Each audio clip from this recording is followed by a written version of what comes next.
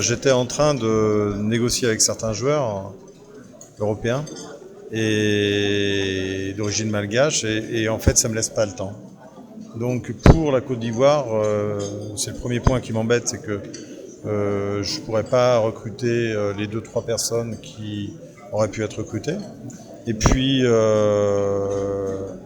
deuxièmement, c'est la CAN arrive très vite puisque c'est en janvier 2021, donc c'est dans un an.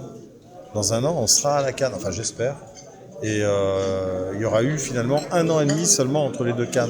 Le technicien français assure qu'il n'entend pas toucher à son groupe actuel qui selon lui est déjà bien compact. Il prévoit par contre des améliorations tactiques dans le jeu des Barea. Il y en aura un sûr, mais de toute façon la priorité, c'est ce que je disais tout à l'heure, c'est d'avoir les joueurs existants, ceux qui sont là déjà.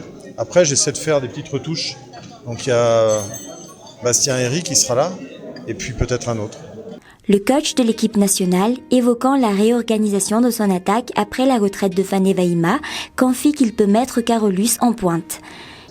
Carolus a joué au Niger, a été exceptionnel. On a gagné 6-2, je le rappelle, et je crois qu'il a marqué 2 buts et 2 passes décisives. Pour moi, Carolus est le vrai remplaçant.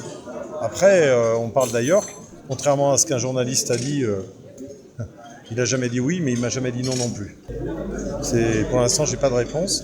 Et il faut lui laisser le temps, et le temps, on l'a pas. Donc, mais j'ai déjà Carolus et puis Arnaud. Alors, je ne sais pas si Arnaud finalement a signé à Grenoble ou pas. S'il a signé à Grenoble, c'est tant mieux, parce que ça va faire progresser. Là, il vieillit pas trop, donc ça va aller pour la CAN, si on va à la CAN.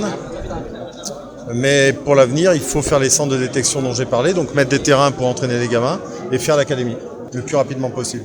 L'académie, je la vois naître, j'espère qu'elle va naître, on en parlait avec le ministre là, j'ai rendez-vous avec lui demain, elle devrait naître septembre prochain.